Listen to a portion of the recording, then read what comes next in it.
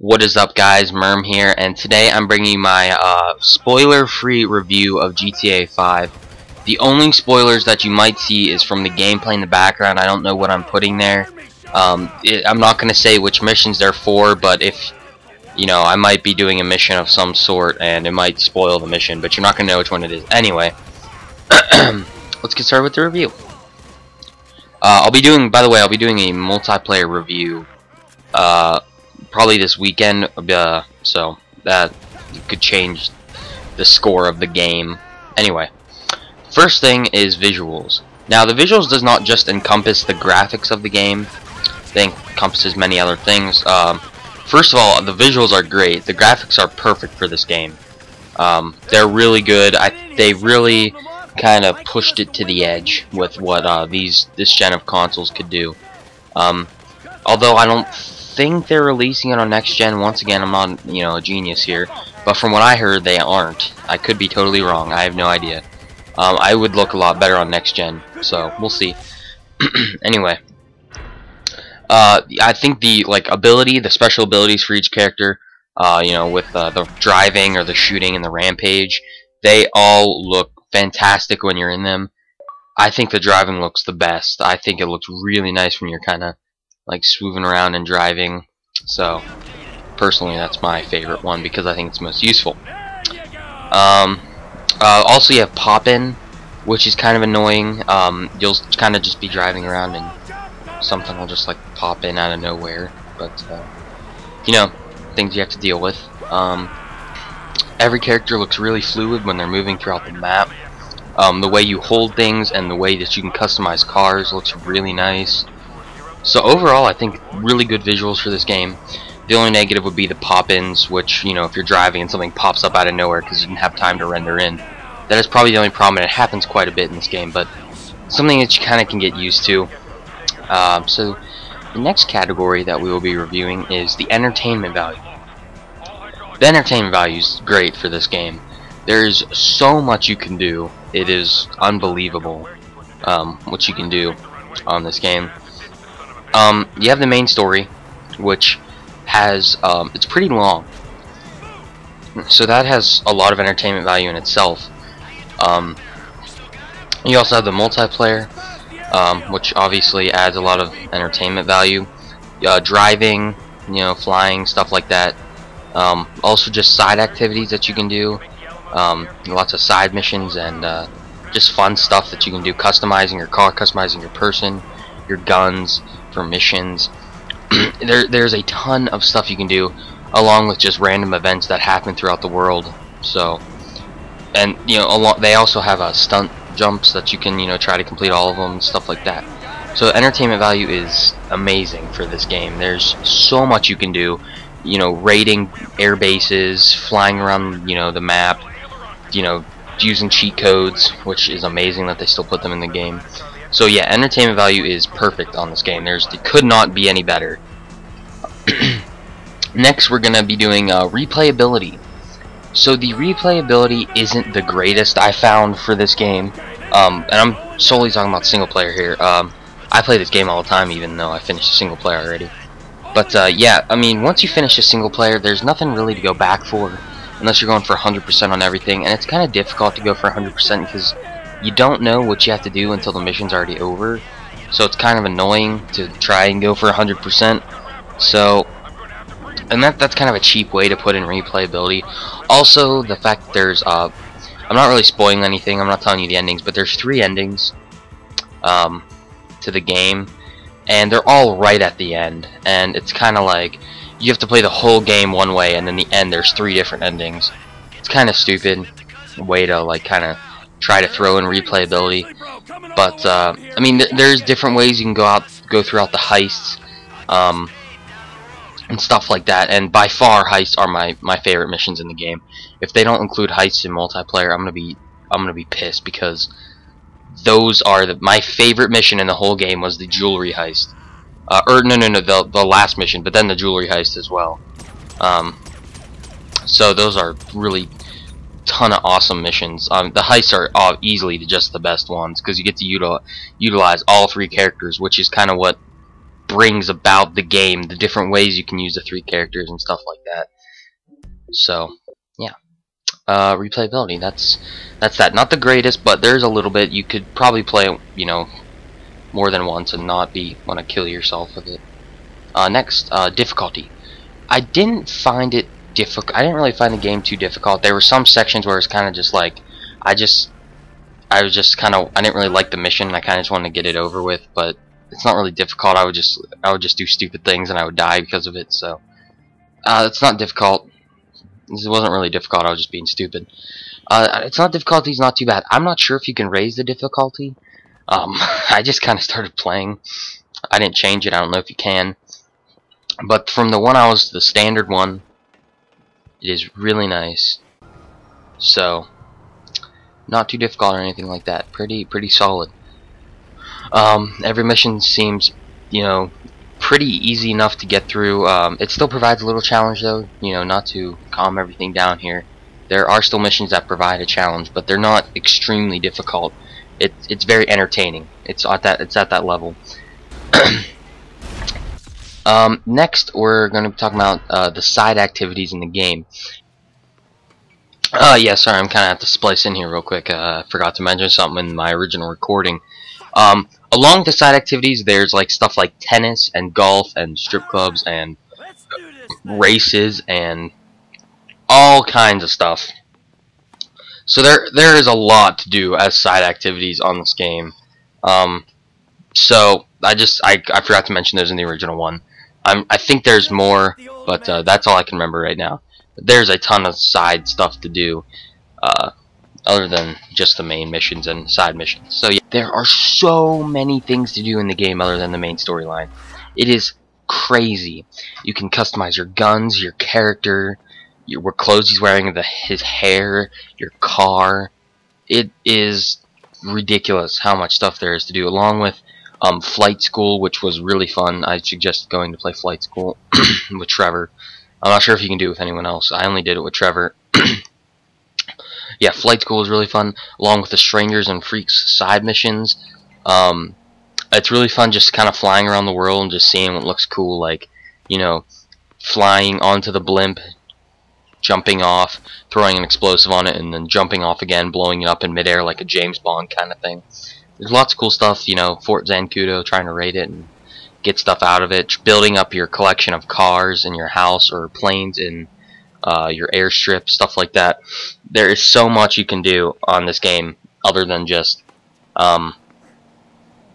you know, the main storyline. Also, there's kind of been like leaked, like a sort of like an in-depth sort of a like thing on the map, like just look up like GTA 5 map secrets. It's like there's like UFOs hidden around the map and underwater. You can go through submarines underwater and stuff and find these UFOs. And there's like these markings on the map if you hold a black light up to it. So kind of interesting. Well, I'm waiting to see how it all kind of ties together, but pretty interesting stuff, pretty crazy. And along with the cheat codes, I guess could be considered a side activity. Cheat codes are so fun. Just spawning in a parachute in a plane and going over to Fort Zancudo and trying to raid it and go out with a jet. It's tons of fun. It's ridiculous. So there's side activities, so much to do. Beautiful. Free roam. Free roam kind of going along with the side activities a little bit. You know, you can do so much, and the world is so big. It is massive. First glance at it, it doesn't look as big as it might be, compared to maybe like Skyrim or something. But the world is huge because there's stuff everywhere that you go, you know. And it's nice to kind of just take a look around and explore it, you know. Maybe go underwater with a submarine, maybe fly up really high with a jet, go to an airstrip, you know. Go to that mountain that has a river on the top of it. I don't remember what that's called, but it has a name. There's so much to explore in the world and to go and find, you know, kind of going along with the map secrets like I was talking about before. But yeah, free roam, awesome addition, you know. Well, it's not really an addition, but awesome gameplay mechanic sort of thing. Free roam, they should be in most games. It's really good. All free roam games are usually, you know, really good. So, yeah, this no different. This game's awesome with the free roam. Customization. There is a ridiculous amount of customization in this game. So much more than Grand Theft Auto 4 had. I don't even remember what Grand Theft Auto 4 customization was. Like, could you like change your outfit? I don't even know if you could do that. But in this game, there is so much customization. Change your hair. You can put a beard on. You can change his clothes, his shoes. It's ridiculous. Along with, you know, customizing cars. Almost every single type of car you can customize. Along with how many different types of cars there are, which is like 120 cars or something ridiculous like that. And along with, I don't know if you can customize planes or anything like that. I'm not really sure, you know, how that works. But yeah, you can customize cars, guns especially. You can customize. You can trick out your gun, put like a suppressor, flashlights on that thing. It's crazy, so much you can do with customization. So yeah, awesome addition to the game. It desperately needed some customization, and we have it now, and really nice, you know. Really solid addition, as well as how many different types of guns there are. You can customize your loadouts differently as well. So there you go. Driving and flying are sort of the same thing, or kinda. The driving is much more fluent than it was in GTA 4, in my opinion. Like the cars, they move better. The motorcycles move so much better. And in GTA 4, I didn't really like the motorcycles as much, but in this game, they're my favorite way of getting around, using the motorcycles, because they're so fluent and they look really good. I wish there was more types of motorcycles. There's only like 2 or 3, and they should have kept you know, some of the. I think GTA 4 had more motorcycles. I could be wrong, but I'm not really sure. I know this game doesn't really have hogs in it like GTA 4 did, like the motorcycle hog. You see them very rarely, but they should appear more often. Also, mopeds, I've only seen them one time, and that was the video I uploaded. So yeah, yeah, I think they should have done a little more with that, but the cars, so many types of cars, and so much customization you could do on the cars and the motorcycles. Flying is really good. The only problem I have with flying is the way that when you fly, like even if you have 100 flying, it still kind of like jiggles around, and it's kind of hard to go straight. And if you're not really looking, you know, something can happen. But all in all, the flying's pretty well. That's really my only complaint. Some of the missions where you have to grab something like with a helicopter magnet, those are kind of annoying because it's hard to line it up correctly. But for the most part, flying is great. It's you know, it's really nice to see them put something in like that, because you know, obviously they had helicopters, but the planes I thought was, you know, perfect. And I like how they added in a bunch of different types. They didn't just go with one basic one, so that's really good. Next, well, we're going to talk about a few annoying things that I found in the game. Sorry, let me take a drink here. This is all one take. A few annoying things I saw in the game. The pop-in is really annoying. I know I mentioned that earlier. It kind of got in my way sometimes, and it made the missions kind of difficult. Also, you don't, like, when you're doing missions, like, I just wanted to bust through the main storyline, and there's kind of like side missions. There's the strangers and freaks, and then there's side missions.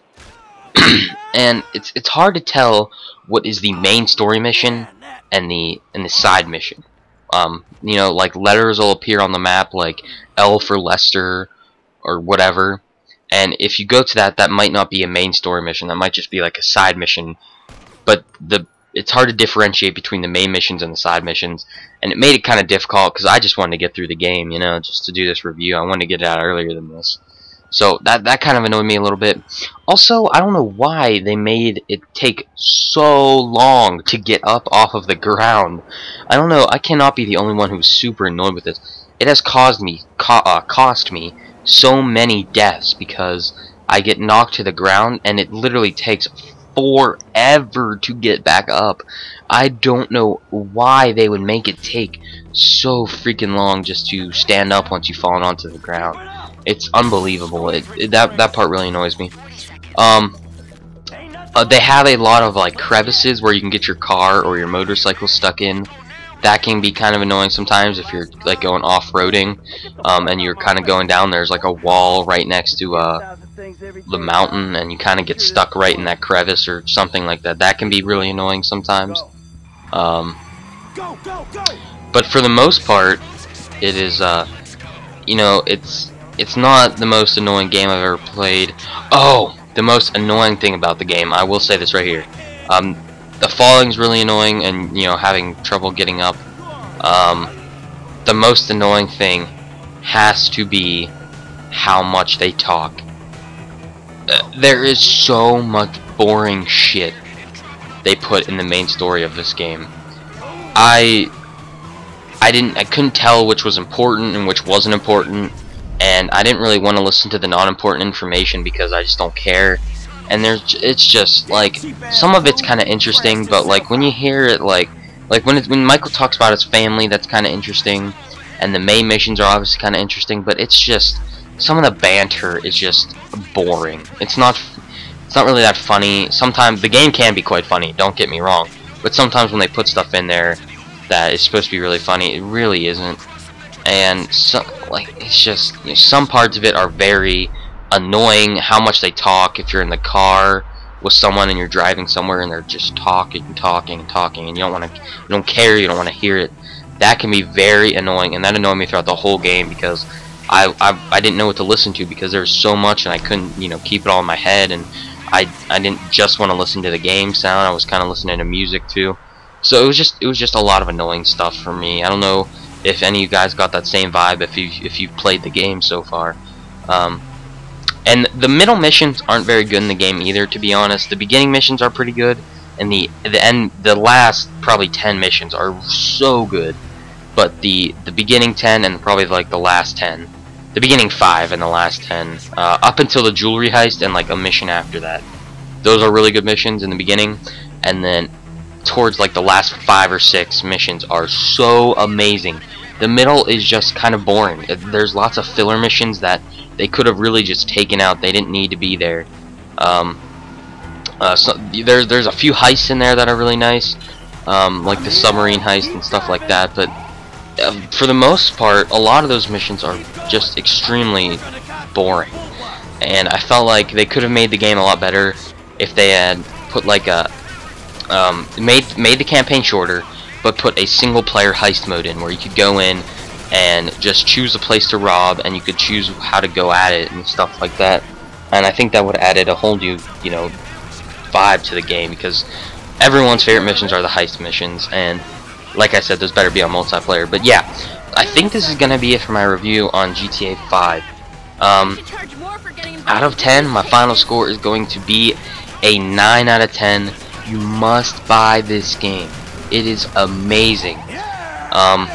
You know, it obviously draws a lot of controversy to it, but the people who created this game don't, you know, sit there and smoke weed all day and, you know, dream about killing people and doing all this illegal stuff. They are parodying America. They are doing a sort of a social commentary about the way we live, so it's not really controversial as you may think. There's so many, just a lot of it is just sarcasm and just put into the game to just make it ridiculous and funny. And it's don't take it seriously if you see, you know, some dude smoking a bong and then fighting aliens. That, by the way, that mission was terrible. I hated that one. It was really annoying. But yeah, the game's fun. You know, don't let it get to your head. But yeah, I hope you guys enjoyed. This has been my review of Grand Theft Auto 5. So yeah, peace out.